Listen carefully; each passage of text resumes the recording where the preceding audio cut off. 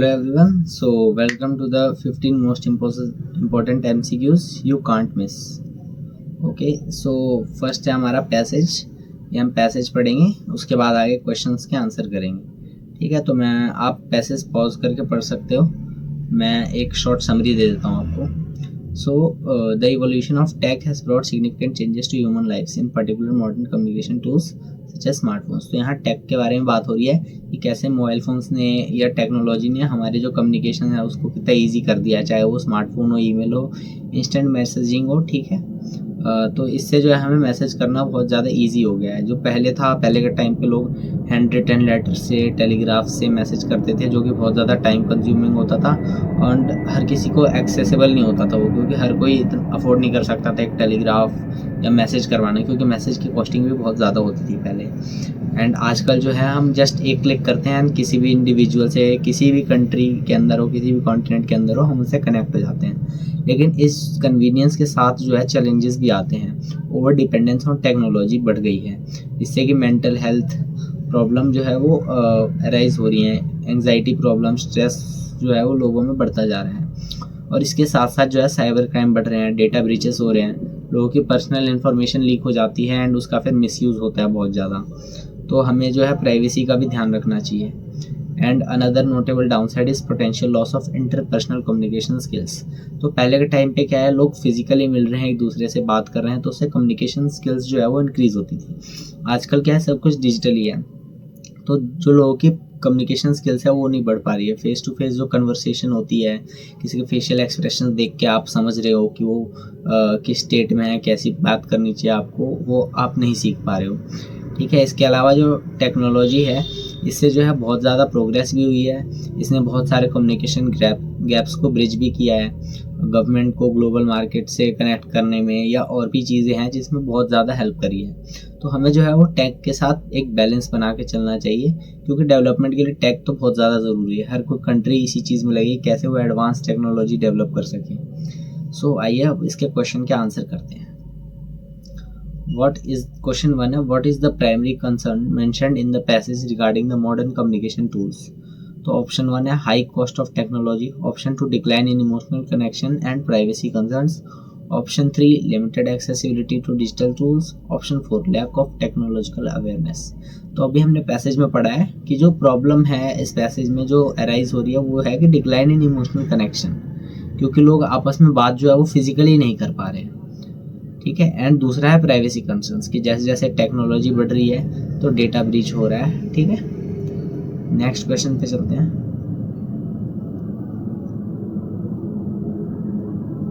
Choose the correct option to complete the sentence. She said that she dash going to market later. Option 1 है is, option 2 है was, option 3 है will and option 4 है has been. तो देखो, इस तो आएगा नहीं क्योंकि प्रेजेंट में नहीं है. सी सेड दैट, कहा था. ठीक है, एंड विल भी नहीं आया क्योंकि वो फ्यूचर में चला जाएगा. यहाँ पे आएगा was.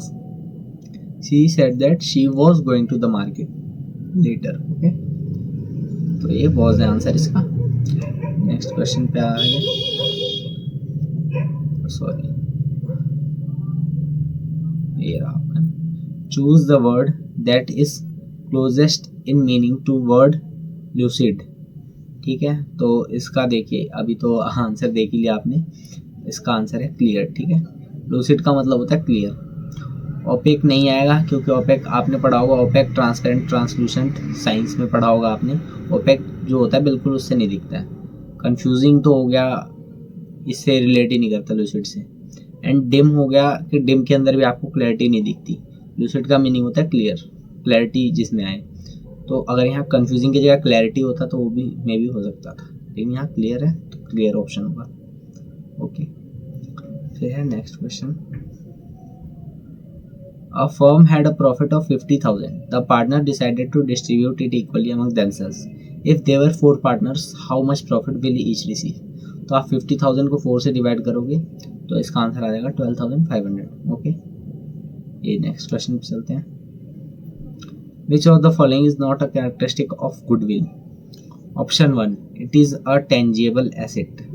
Option 2, it enhances the earning capacity of the business. Option 3 it represents the reputation of the firm, and option 4 it is an intangible asset.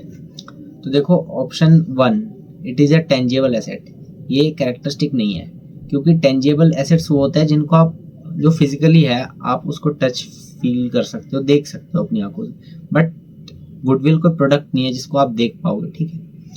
तो ये एक इंटेंजिबल एसेट होती है। और बाकी ये तो आपको पता ही है कि अगर गुडविल अच्छी होती है तो उसकी अर्निंग कैपेसिटी बिजनेस की ज़्यादा होती है, एंड गुडविल जो है वो रेपुटेशन ऑफ द फर्म होती है, ठीक है। तो इसका आंसर आएगा it is a tangible asset, ये कैरेक्टरिस्टिक नहीं है, तो इसका आंसर है it is a tangible asset, ठीक है। नेक्स्ट क्वेश्चन पे चलते हैं। A manager motivates their employees by offering bonuses for achieving targets, which function of the management is this an example of. तो देखो ये planning, organising, staffing and directing, चार option है यहाँ पे, इनमें से कौन सा होगा। तो देखो प्लानिंग होता है जहाँ पे आप चीज़ों को प्लान करते हो, तो यहाँ प्लानिंग तो नहीं हो रही है। ऑर्गेनाइजिंग होती है जहाँ आप चीज़ों को ऑर्गेनाइज कर रहे हो कि ये ऐसे होगा, वैसे होगा, इस तरीके से होगा, तो ये भी नहीं होगा। एंड थर्ड है स्टाफिंग। तो स्टाफिंग होता है जब आप किसी को बता रहे हो कि आपका ये काम है, आपका ये काम है, आप डिफाइन कर रहे हो कि आप इस पोस्ट के लिए काम करोगे, आप इस पोस्ट के लिए काम करोगे, स्टाफ को अलॉट कर रहे हो काम, तो स्टाफिंग भी नहीं होगा। इसके बाद है डायरेक्टिंग, तो यहाँ पे डायरेक्टिंग आएगा आंसर, ठीक है। जो बोनसेस ऑफर करता है टू अचीव टारगेट्स, एक डायरेक्शन में अचीविंग टारगेट्स यानी एक डायरेक्शन की तरफ उनको बढ़ा रहा है, तो इसका आंसर आएगा डायरेक्टिंग, ये डायरेक्टिंग आंसर है। नेक्स्ट क्वेश्चन पे चलते हैं। असर्शन है delegation of authority reduces the burden of the manager, and reason है delegation involves transferring responsibilities without an authority. तो ए तो ट्रू है, delegation of an authority reduces the burden of the manager. आप book पढ़ोगे तो ये समझ जाओगे, बुक के अंदर आप एनसीईआरटी पढ़ोगे, एनसीईआरटी रेफर करो तो ये समझ जाओगे कि करेक्ट है। लेकिन सेकंड ऑप्शन जो है ये करेक्ट नहीं है, क्यों। अ delegation involves transferring responsibilities without an authority, तो आप किसी को रिस्पॉन्सिबिलिटी दे रहे हो लेकिन उसको अथॉरिटी नहीं है वो काम करने की, तो वो कैसे कर पाएगा, ठीक है। तो A is true and R is false, इसका आंसर आएगा जो कि है C, A is true and R is false. ऊपर वाले तो बहुत ए एंड आर ट्रू है, आर इज, तो ये नहीं आएगा, सी आएगा इसका आंसर, ठीक है। तो देख लेते एक बार, हाँ सी ट्रू है। नेक्स्ट क्वेश्चन पे आ गए। If the demand of the commodity increases from 200 units to 300 units, when the price decreases from 50 to 40, what is the price elasticity of demand? तो इसके लिए आपको कैलकुलेट करना पड़ेगा, और जब आप कैलकुलेट करोगे तो आपका आंसर जो है वो आएगा 1.5, ठीक है। चेक कर लेते हैं एक बार। राइट नाउ व्हाइट बोर्ड नहीं है तो मैं आपको एक्सप्लेन करके नहीं दिखा सकता, ट्राई कर रहे हैं हम वाइट बोर्ड के लिए ताकि हम आपको एक्सप्लेन करके दिखा सकें क्वेश्चंस कैसे करना है एग्जाम में। सो 9th क्वेश्चन है, which of the following is a feature of perfectly competitive market. Option 1 a few sellers dominate the market, option 2 products are heterogeneous, option 3 there are no barriers to entry और exit, and option 4 sellers have control over prices. तो perfectly competitive market तब होती है जब सब market के अंदर हैं, एंट्री एग्जिट की कोई दिक्कत नहीं है, और कोई भी किसी भी टाइप के बिजनेस में एंट्री एग्जिट कर सकता है, और हर टाइप के सेलर्स हैं, ठीक है। तो यहाँ पे अगर ऑप्शन ए देखोगे अ few sellers dominate the market, ये भी नहीं होगा। ऑप्शन बी क्योंकि परफेक्टली कॉम्पिटिटिव नहीं होगा, ठीक है, ये मोनोपली में चला जाएगा। वैसे तो मोनोपली सिंगल को कहते हैं, बट मोनोपली बिजनेस में चला जाएगा अगर फ्यू सेलर्स होते हैं तो। Option B products are heterogeneous, ये भी नहीं होगा।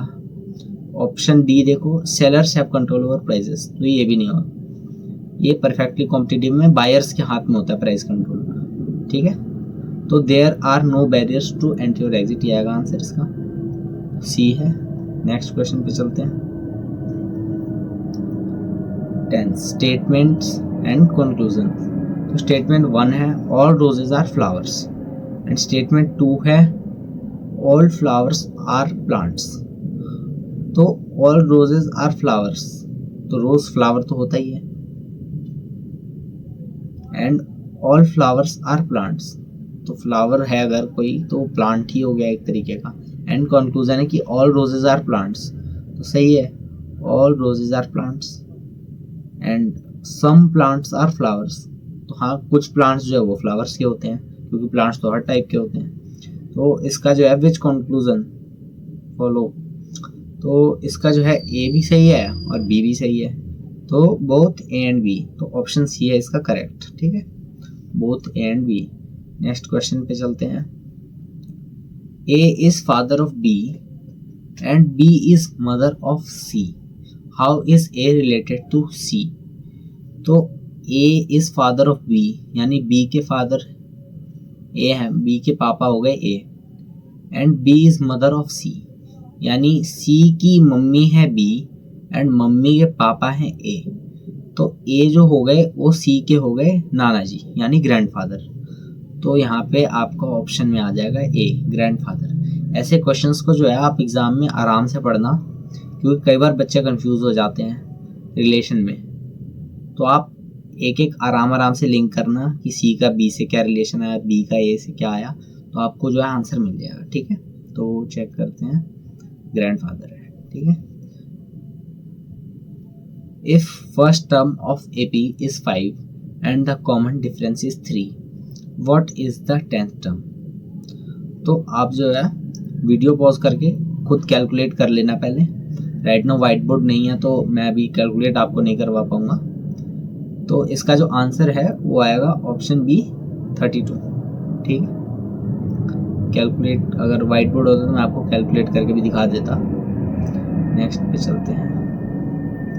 If a product at market, product is marked at ₹500 and a discount is of 10% is offered, what is the selling price। So option A 400, 450, तो इसको calculate करेंगे तो 10% डिस्काउंट पे offer हो रहा है, तो 500 का 10% होगा, आप बाय 100 इंटू 10 कर सकते हो। वैसे सिंपली आप देख लो 10% होता है 50। ठीक है, एक जीरो कम कर दिया हमने, 50 होता है, और 50 को जब 500 से माइनस करोगे तो आपका आंसर आ जाएगा 450 बी।